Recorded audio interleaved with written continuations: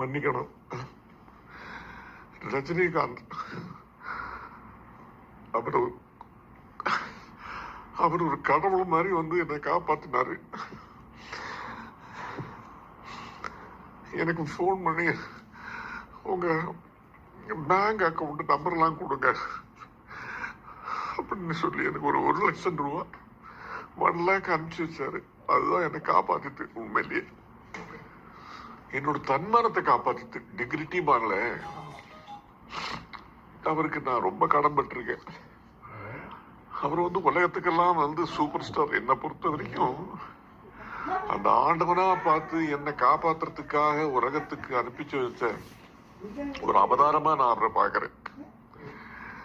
அதனால அவருக்கு 1000 கோடி வணக்கங்கள்.